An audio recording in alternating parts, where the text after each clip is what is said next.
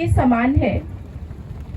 इस संस्था की स्थापना स्वयं निराकार परमपिता परमात्मा शिव ने प्रजापिता ब्रह्मा के द्वारा इस धरा पर की। इसका मुख्य उद्देश्य है आध्यात्मिक ज्ञान के द्वारा एक मूल्यनिष्ठ समाज की स्थापना करना। प्रजापिता ब्रह्मा कुमारी ईश्वरीय विश्वविद्यालय को विश्वविद्यालय इसलिए कहा जाता है क्योंकि इस विद्यालय की शाखाएं 140 देशों में फैली हुई हैं और 140 देशों में हर स्थान पर हर रोज समान पढ़ाई पढ़ाई जाती है। पढ़ाई भी कोई साधारण पढ़ाई नहीं, क्योंकि यह विद्यालय ईश्वरीय विश्वविद्यालय है, तो यहाँ पढ़ाई जाने वाली पढ़ाई भी ईश्वरीय पढ़ाई, अर्थात परमात्मा शिव ने जो ज्ञान इस धरा पर आकर के दिया, वो ज्ञान इस संस्था में इसकी विभिन्न शाखाओं के द्वारा सुनाया जाता है।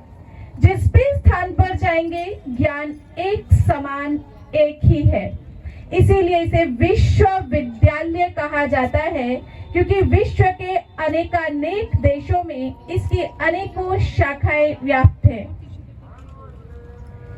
लाखों परिवार रोज ज्ञान को जीवन में धारण कर अपने जीवन को श्रेष्ठ बनाकर, अपने जीवन में श्रेष्ठ आचरण को अपनाकर अपना कल्याण करने का कार्य इस संस्था के द्वारा करते हैं और कर रहे हैं। इसका उद्देश्य है एक नशा मुक्त भारत की स्थापना करना, भारत की श्रेष्ठ संस्कृति के वे सुनहरे मूल्य जिन्हें हम आज भूल गए हैं, और काल चक्र के समय के बीतने के साथ साथ बहुत से रहस्यों पर एक धूल पड़ गई, एक पर्दा पड़ गया, जिसको हटाना समय के साथ बहुत आवश्यक हो गया। तो अनेकानेक भ्रांतियों को समाप्त कर अपने भारत की ऊंची संस्कृति के रहस्य को समझना, अपनी ऊंची संस्कृति को जानना और उसको आगे बढ़ाना इस संस्था का उद्देश्य है। साथ ही साथ धर्म, जाति, लिंग आदि के भेदभाव को भूलकर एक समानता की स्थापना करना, ये भी संस्था का लक्ष्य है। ओम शांति। आवाज नहीं आ रही है। ओम शांति। एक बार और बोलेंगे, ओम शांति। आप सभी यहाँ पर उपस्थित हुए हैं, आप सभी का बहुत बहुत दिल से हार्दिक स्वागत है। हमारे मंच आश्रीन, हमारे आदरणीय साहू भाई जी, हमारी आदरणीय हेमा दीदी, मंच संचालन करने वाली पूनम बहन और आज के इस कार्यक्रम का आयोजन करने वाली बहुत ही मीठी स्नेही राजबाला बहन और आप सभी सहयोगी भाई बहनों का बहुत बहुत हार्दिक अभिनंदन है। इस प्रांगण में जिस प्रकार बसंत ऋतु अपना प्रभाव दिखा रही है, बहुत हवाओं का तेज और उसमें भी धूल मिट्टी की आंधी, तो वर्तमान समय हम सभी समझ सकते हैं कि प्रकृति हमारे हिसाब से नहीं चल रही है, प्रकृति अपने हिसाब से चल रही है। अब ये प्रकृति, वैसे तो बसंत ऋतु सुहावना मौसम कहा जाता है, लेकिन इस सुहावने मौसम में भी प्रकृति के हिसाब से सुहावनी है, पर मनुष्य को कहीं न कहीं थोड़ा बहुत दुख का, असहजता का या परेशानी का एहसास कराती है। यूं तो प्रकृति के लिए बहुत ही सुंदर मौसम है। पुरानी चीज यानी पुरानी पत्तियां झड़ती हैं, पतझड़ होती है और नई नई पत्तियां पेड़ पौधों में, प्रकृति में आनी शुरू होती है। तो जब नई पत्तियां पेड़ पौधों में आती है, फूल निकलने लगते हैं, तो प्रकृति की अपनी ही एक छटा हो जाती है। इसी प्रकार परमात्मा भी वर्तमान समय प्रमाण हम सभी आत्माओं को एक संदेश दे रहे हैं। और प्रजापिता ब्रह्मा कुमारी ईश्वरीय विश्वविद्यालय ये संदेश देने का काम करने के लिए अनेक प्रकार के कार्यक्रमों का आयोजन करता है। यह आयोजन आज महाशिवरात्रि का पर्व, जबकि 18 तारीख को आप सभी मनाएंगे, दुनिया के हिसाब से, प्रति वर्ष के हिसाब से, जैसे हमारे बड़ों ने, हमारे पंडितों ने, वेदों ने, शास्त्रों ने सिखाया है, वैसा आप सभी 18 तारीख को मनाएंगे। प्रजापिता ब्रह्मा कुमारी ईश्वरीय विश्वविद्यालय आप सभी को जो शिवरात्रि मनाते हैं उसका आध्यात्मिक अर्थ बताने के लिए, क्योंकि हम सभी भारतवासी हैं। भारत एक अध्यात्म प्रधान, धर्म प्रधान देश है, विश्व गुरु है। और विश्व गुरु कब बनता है? जब सब ये समझ जाते हैं कि हम सब एक हैं और एक के हैं। तो वह एक कौन है और हम सब एक के कैसे कहलाते हैं? अगर आपसे पूछा जाए हम सब एक हैं, तो आप सब कहेंगे नहीं, हम एक कैसे हैं? मेरा धर्म अलग है, मेरी जाति अलग है, मेरी आयु अलग है, मेरा लिंग अलग है, मैं स्त्री हूँ, ये पुरुष है, ये मेरा बच्चा है, पति है, माता पिता है, यानी संबंध अलग है, स्वभाव संस्कार अलग है। फिर भी हम सब कहते हैं हम सब एक हैं। तो कैसे एक हैं? हम सब ने एक नारा लगाया था, हिंदू मुस्लिम सिख ईसाई आपस में सब भाई भाई। तो हिंदू मुस्लिम सिख ईसाई आपस में सब भाई भाई, किस नाते हम भाई भाई कहलाते हैं? किस नाते हम सब एक कहलाते हैं और एक के कहलाते हैं?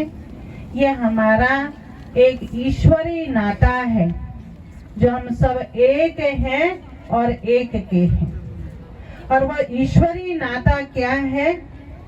हम सब जो आज यहाँ पर उपस्थित है, यह पूरे विश्व के अंदर मानव मात्र है। मनुष्य दो चीजों से निर्मित होता है और वो दो चीजें हैं, एक है शरीर, दूसरा है आत्मा। शरीर जो प्रकृति के 5 तत्वों से बनता है। आत्मा किसे कहते हैं? आत्मा की 3 शक्तियां हैं और वह आत्मा की 3 शक्ति हैं, मन, बुद्धि और संस्कार। जानते हैं ये सब कि मनुष्य 2 चीजों से मिलकर के बना है, एक शरीर है, दूसरा आत्मा है। किसने पहले सुना है ये 2 बातें? जो पहली बार सुन रहे हैं वो हाथ उठाएं। और जो हाथ नहीं उठा रहे हैं वो किसमें है? हम तो बहुतों को नए देख रहे हैं, है?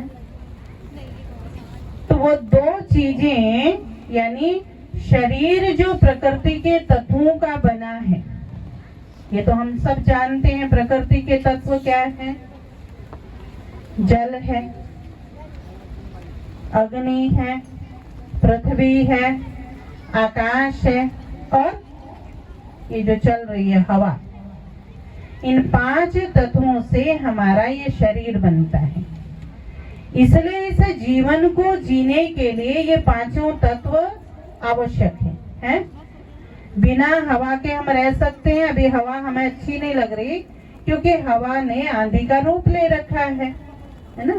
मिट्टी उड़ रही है इसलिए हमें अच्छा नहीं लग रहा, लेकिन बिना हवा के हम जी सकते हैं। अभी कुछ समय पहले कोरोना हुआ था, लोगों को सांस नहीं आ रही थी, सब कह रहे हैं ऑक्सीजन चाहिए, ऑक्सीजन चाहिए। यानी हम कृत्रिम हवा जो है प्राप्त करके अपने शरीर को चलाना चाह रहे थे, और आज नेचुरल हवा हमें प्रकृति दे रही है तो हमें लगता है ये अच्छी नहीं लग रही है, आंधी ही चल रही है, धूल मिट्टी उड़ रही है ना। तो बिना के हवा के हमारा जीवन नहीं है। धूप सर्दी आई, सब कहते हैं धूप में बैठो, धूप में बैठो, विटामिन डी की आवश्यकता है। और अगर गर्मी में किसी को धूप में बिठा दिया जाए तो कहेंगे धूप अच्छी नहीं लग रही है, गर्मी लग रही है, असहजता लगती है। तो धूप की भी आवश्यकता है ना। आकाश जो छत्र छाया बन करके हमारे ऊपर है उसकी भी आवश्यकता है, अग्नि की भी आवश्यकता है। भाई कहते ये तो बिल्कुल ठंडा हो गया, मर गया। अगर शरीर में गर्मी है तो क्या कहेंगे, हाँ ये गर्म है, अभी जीवित है। जब किसी की सांस ना चल रही हो और शरीर गर्म हो तो कोशिश करते हैं उसको बचाने की, उसको जीवित करने की, और ढकेंगे उसको, गरमाइश देंगे, है ना, करते हैं ना। तो ये प्रकृति के 5 तत्व इस शरीर को चलाने के लिए, जीवित रखने के लिए आवश्यक है। अब आत्मा क्या है? सबके अंदर है। बिना आत्मा के हम न यहाँ आ सकते हैं, न बैठ सकते हैं, न देख सकते हैं, न सुन सकते हैं। आत्मा की वो 3 शक्ति कौन सी है? पहली शक्ति क्या बताई? मन। सबके पास है मन, बड़ा चंचल है कि नहीं है?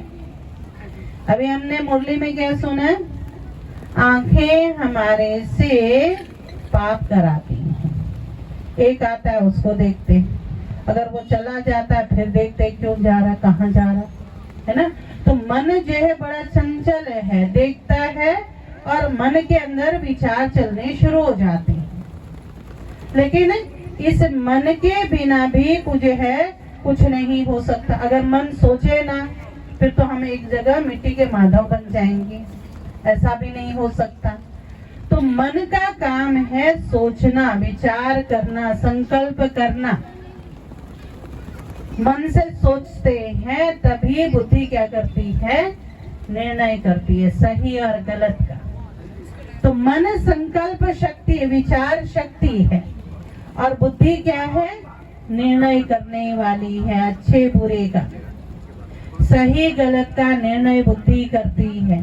सबके पास है बुद्धि, मन भी सबके पास है, मन सोचता है, बुद्धि भी सबके पास है, सही गलत का निर्णय करती है। और उसके पश्चात जो हम कर्म करते हैं वो हमारा क्या बनता है? संस्कार बनता है। अब अच्छे निर्णय लेती है बुद्धि तो अच्छे कर्म करते हैं, और अच्छे कर्म करते हैं तो हमारे अच्छे संस्कार बनते हैं। और अगर बुद्धि गलत निर्णय ले लेती है तो हमारे गलत संस्कार बन जाते हैं। और ये संस्कार आत्मा क्या करती है? साथ लेकर के जाती है। कहाँ जाती है? अगले जन्म में, क्योंकि आत्मा अजर अमर अविनाशी है, और शरीर हमारा क्या है? नश्वर है, विनाशी है। इसको आयु मिली हुई है, इस शरीर को समय मिला हुआ है।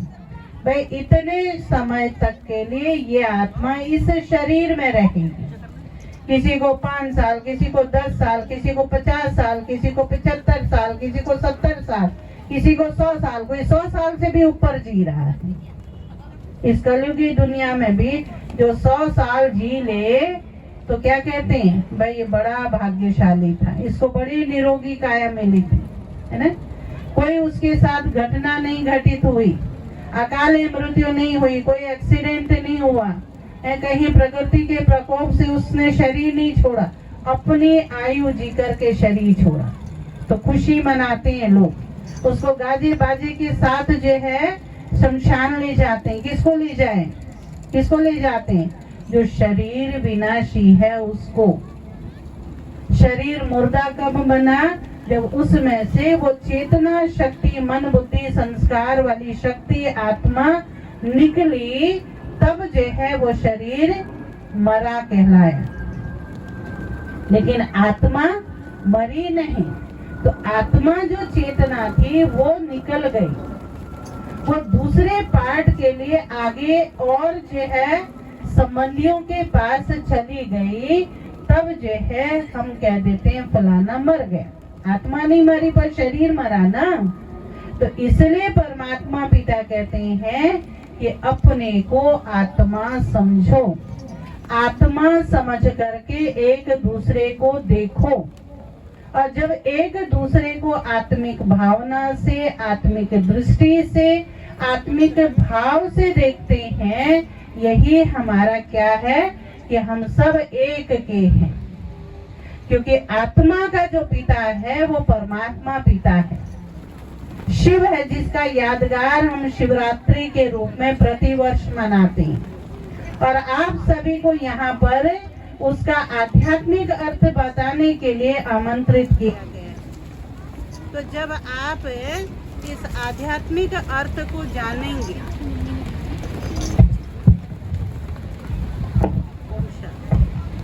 तो इस आध्यात्मिक अर्थ को जब जानेंगे तो आप आने वाले शिवरात्रि को बहुत ही श्रद्धा से अर्थ सहित मना सकेंगे। तो वो एक है और हम उसके हैं। और वो तभी हो सकता है जब हमारी सोच में, हमारी भावना में वो जो है परमात्मा याद रहेगा। तो परमात्मा की पहचान कराने के लिए, परमात्मा की पहचान देने के लिए, सत्य पहचान देने के लिए आप सभी को समय प्रति समय जो है इन आध्यात्मिक कार्यक्रमों में आमंत्रित किया जाता है कि आप भी उस परमात्मा को जाने और परमात्मा पिता से अपना जो खोया हुआ जो है भाग्य है, जो वर्षा है, वो पुनः प्राप्त कर सके।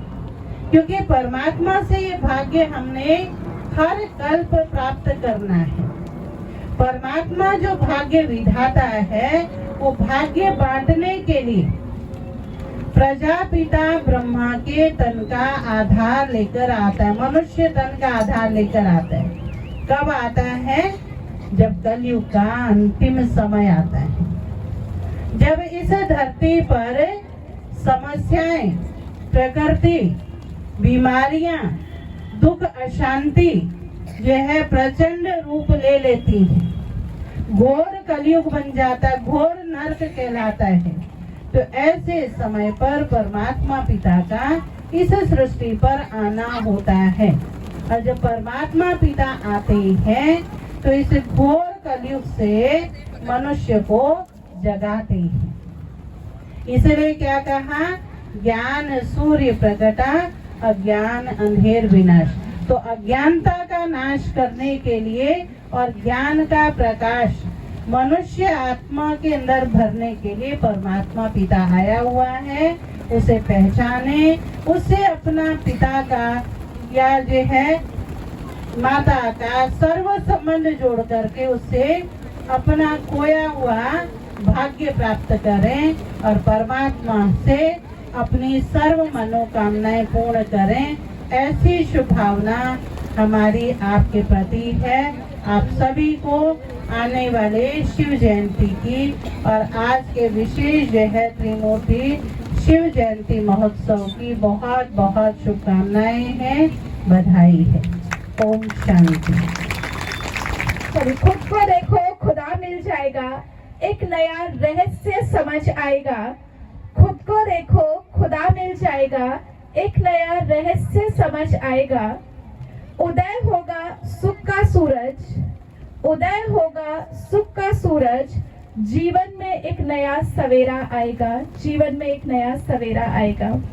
तो आज हमारी राजयोगिनी आदरणीय पुष्पा दीदी जी ने कार्यक्रम की शुरुआत की खुद की पहचान और खुदा की पहचान, माना स्वयं को पहचाना, स्वयं की पहचान मिली और परमात्मा की सत्य पहचान से परिचित कराया। तो मैं बहुत बहुत धन्यवाद करना चाहूंगी और हम सभी करतल ध्वनि से धन्यवाद करेंगे आदरणीय पुष्पा दीदी जी का।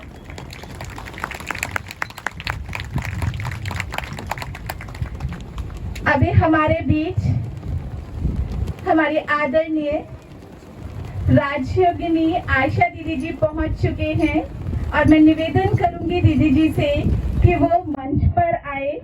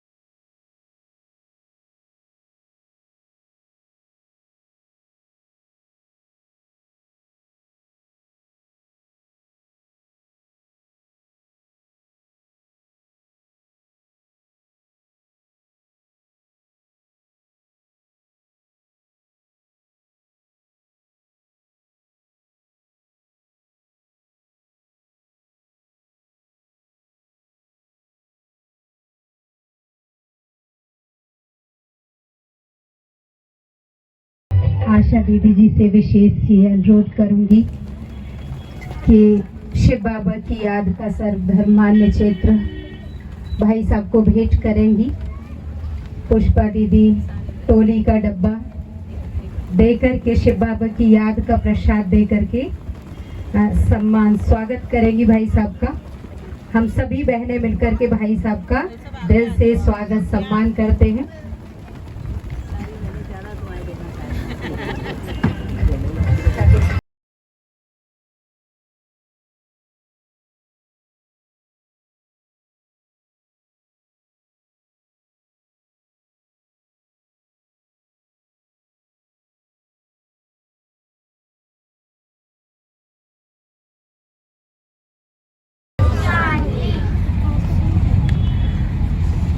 अभी हम सभी जो नाटिका देख रहे थे,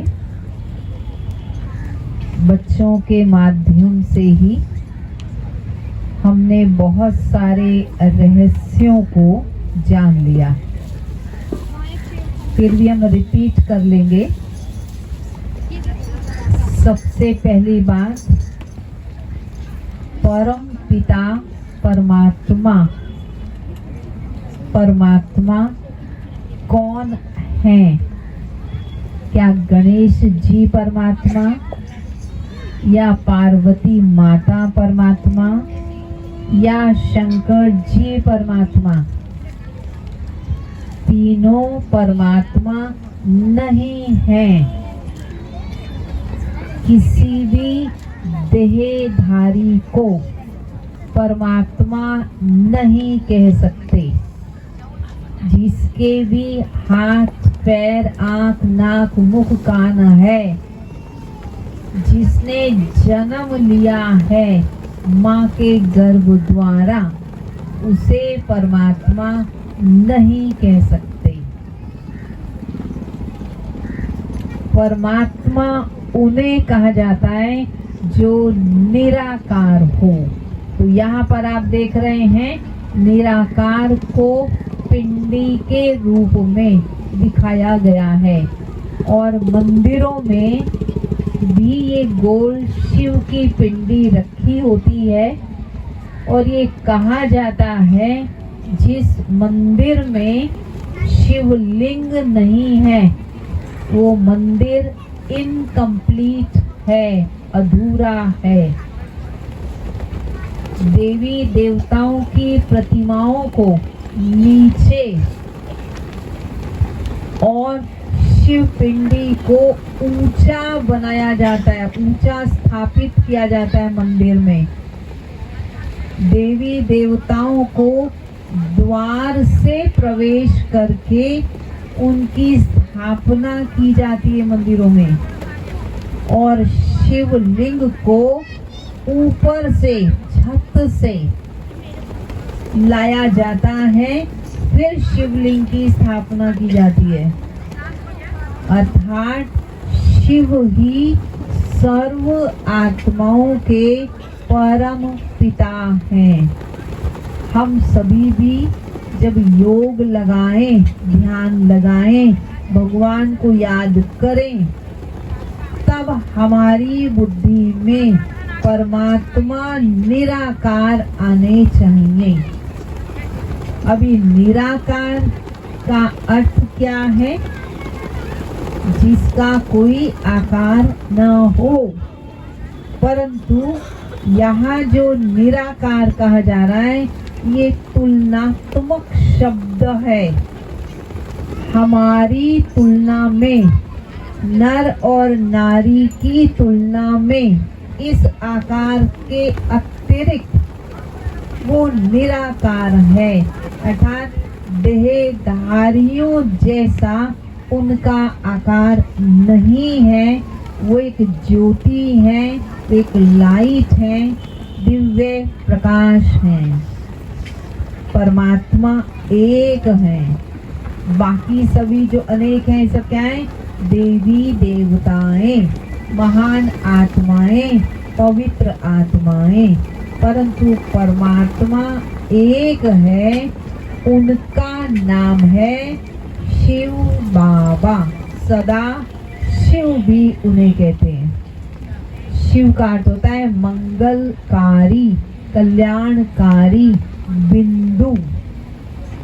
तो परमात्मा एक बिंदु है, इसीलिए कहीं मोमबत्ती की लौ को भगवान मानते हैं, कहीं ये आकृति, ये शिवलिंग आप देखते हैं, कहीं पर ऐसे ही 2.5 फुट का ऊंचा स्टैंड बना के शिवलिंग जैसी आकृति को रख करके उस पर अपने ध्यान को एकाग्र करते हैं। अर्थात परमात्मा शिव बाबा हैं जो ज्योति बिंदु हैं, और वो परम धाम के रहवासी हैं। कोई भी बात होती है हम कहते ऊपर वाला जाने, और हम कहते पार ब्रह्म परमेश्वर तुम सबके स्वामी। तो पार ब्रह्म के रहने वाले परमात्मा, उसे ब्रह्मलोक भी कहते हैं, परलोक कहते हैं, परम धाम कहते हैं। तो परमात्मा परम धाम के निवासी हैं, और हम आत्माओं का भी स्थायी घर परम धाम ही है। इसीलिए हमें कहते हैं सृष्टि मुसाफिर खाना है, और एक दिन यहाँ से सबको जाना है। तो परम धाम परमात्मा का और हम आत्माओं का परमानेंट घर है। वर्तमान समय जो चल रहा है ये कलयुग का अंतिम समय है। इस समय को कहते हैं कल्याणकारी पुरुषोत्तम संगम युग। जो कलयुग का अंत और सतयुग के आदि का बीच का समय, जिसे पुरुषोत्तम संगम युग कहते हैं, वो चल रहा है। कौन सा समय चल रहा है? पुरुषोत्तम संगम युग चल रहा है। इस युग में स्वयं परमात्मा इस धरा पर आकर के एक मनुष्य तन को अपना माध्यम बनाते हैं। जिस तन को माध्यम बनाते हैं उनका नाम वो रखते हैं प्रजापिता ब्रह्मा। उन्हें नंदी गण के रूप में मंदिरों में हम पाते हैं।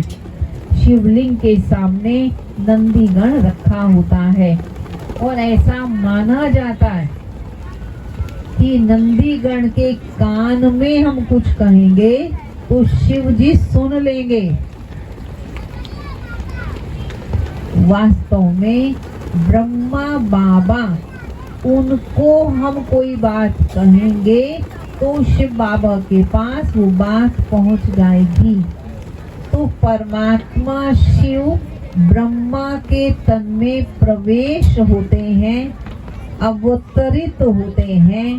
उनके ब्रह्मा में प्रवेश होने के दिन को ही उनका जन्मदिन अर्थात शिवरात्रि माना जाता है, अर्थात शिव परमात्मा का जन्मदिन माना जाता है। परमात्मा की रात्रि मनाते हैं। किसी बच्चे का जन्म रात में भी हो तब भी बर्थडे मनाते हैं, परंतु शिव की रात्रि क्यों मनाते हैं? रात्रि अंधकार का प्रतीक है। ऐसी सृष्टि जो आज ये कलयुगी सृष्टि है, जो अज्ञानता का अंधकार सबके अंदर छाया हुआ है, 5 विकारों की प्रबलता हो गई है, ये अंधकार है। 5 विकारों के कारण व्यक्ति गलत कार्य करते हुए भी अपने आप को सही समझता है। ये अंधकार है। लोग हर आए दिन चोरी कर रहे हैं, गलत कार्य कर रहे हैं, मुख से गलत बोलने का कार्य करते हैं, कृति भी गलत है और समझते हम तो ठीक ही कर रहे हैं। ये अंधकार, जब ऐसा अंधकार इस सृष्टि पर छाता है तब परमात्मा को आना पड़ता है। खुशखबरी यह है, परमात्मा आ चुके हैं और ब्रह्मा कुमारी ईश्वरीय विश्वविद्यालय के माध्यम से पूरे विश्व में 140 देशों में 9000 सेवा केंद्रों के माध्यम से शिव बाबा अपना कार्य ब्रह्मा कुमार ब्रह्मा कुमारी बहनों द्वारा करा रहे हैं। परमात्मा का कार्य है नई दुनिया की स्थापना ब्रह्मा के द्वारा कराना, और वो कार्य ब्रह्मा ब्रह्मा कुमार ब्रह्मा कुमारियां कर रहे हैं। आज प्रत्यक्ष में बैठे हैं, प्रत्यक्ष को प्रमाण की जरूरत नहीं है, ये सब स्थापना का कार्य ही हो रहा है। परमात्मा आ चुके हैं इस धरा पर, और परमात्मा जिसको भाग्य विधाता कहते हैं वो भाग्य बांट रहे हैं।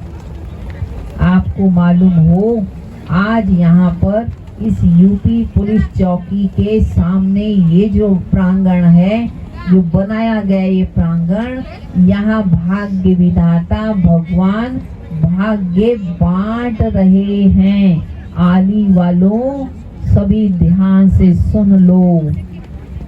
आप सभी नहीं पहुँचे हो, चंद लोग पहुँचे हैं अपने भाग्य को बनाने के लिए। कहा जाता है जब ब्रह्मा ने भाग्य बांटा था तो कोई छोटा बर्तन लाया, कोई बड़ा लाया, कोई तो आया ही नहीं और कोई तो छलनी लेकर के ही आ गया था। अब यहाँ पर भी आप सभी आए हैं अपने अपने बुद्धि के पात्र को लेके। किसी की बुद्धि बहुत बड़ी है, किसी की छोटी है, पर कई तो यहीं पर भी ज्ञान सुन के छोड़ देने वाले हैं।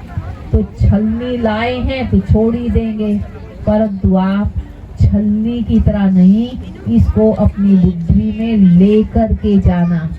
अगर इस ज्ञान का आप चिंतन करेंगे, मनन करेंगे, शिव बाबा को याद करेंगे, जब भी आपके जीवन में कोई दुख की बात आए तो शिव बाबा ज्योति बिंदु को ही सामने लाएं।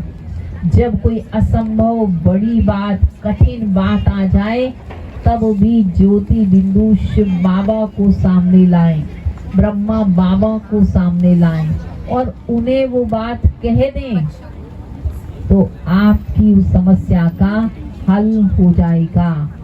इसीलिए चाहिए ये कि शिव बाबा परमात्मा ब्रह्मा के द्वारा भाग्य को बांट रहे हैं।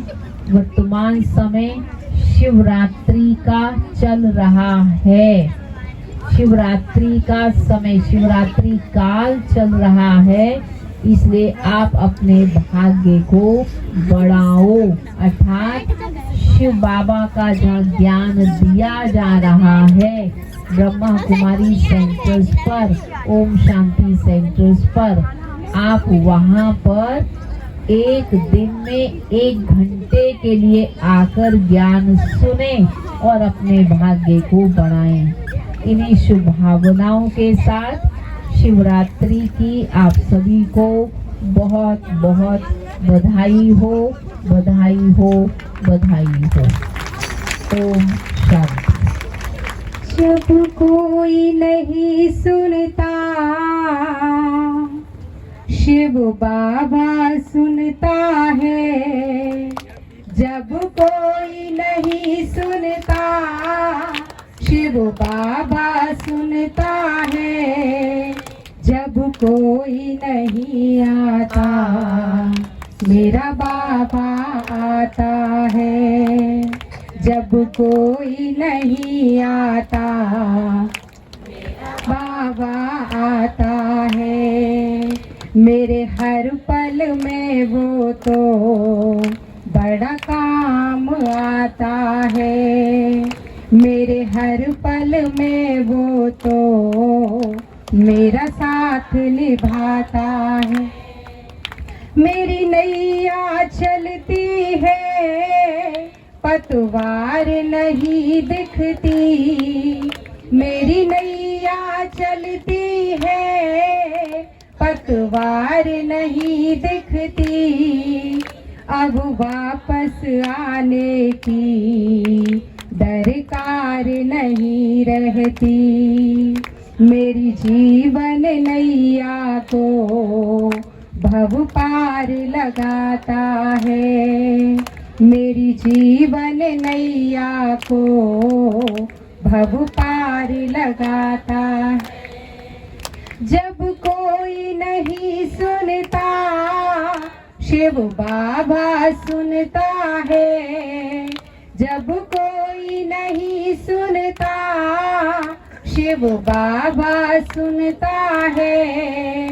जब कोई नहीं आता, मेरा बाबा आता है। जब कोई नहीं आता, मेरा बाबा आता।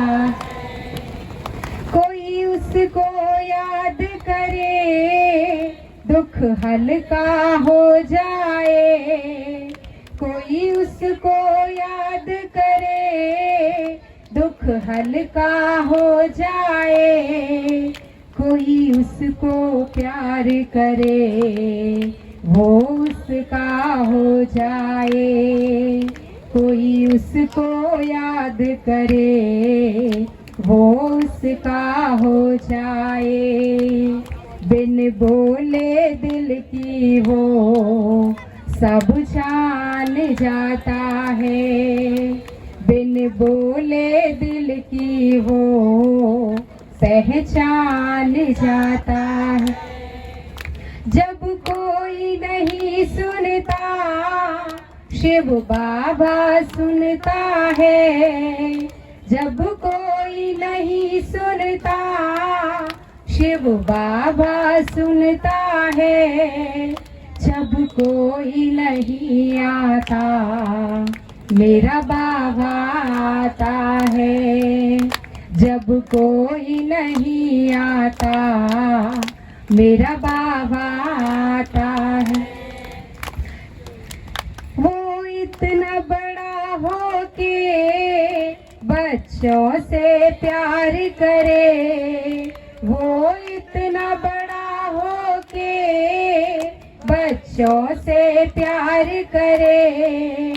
कोई छोटा हो या बड़ा सबको स्वीकार करे, कोई छोटा हो या बड़ा सबको स्वीकार करे। हम बच्चों का कहना वो मान जाता है, हम बच्चों का कहना वो मान जाता है। जब कोई नहीं सुनता शिव बाबा सुनता है, जब कोई नहीं सुनता शिव बाबा सुनता है, जब कोई नहीं आता मेरा बाबा आता है। मेरे हर पल में वो तो बड़ा काम आता है, मेरे हर पल में वो तो मेरा साथ निभाता है। ओम शांति।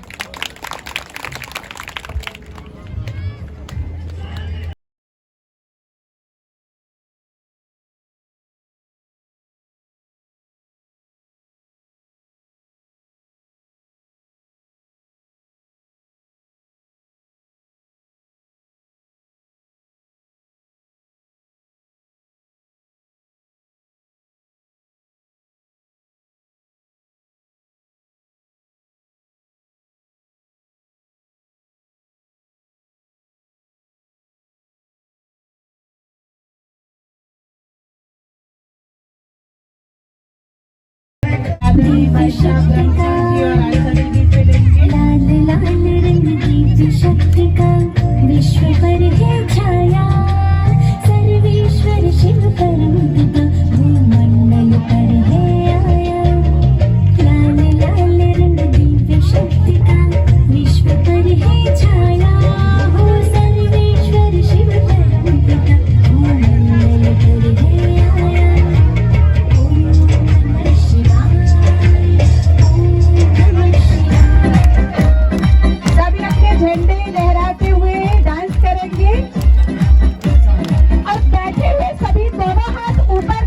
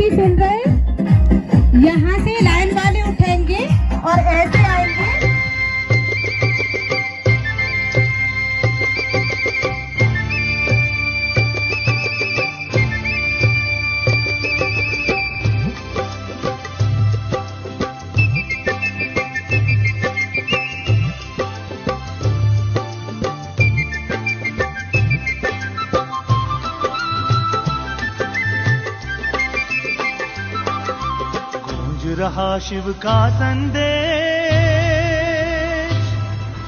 सुन लो सभी दिशाओं में,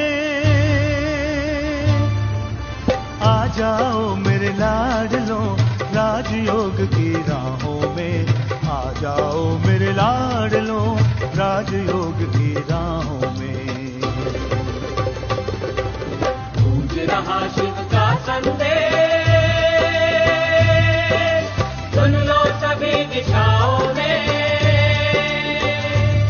खड़े खड़े हम सब 1 सेकंड के लिए खड़े होंगे और संकल्प करेंगे, और संकल्प करें अच्छाई को ग्रहण करना।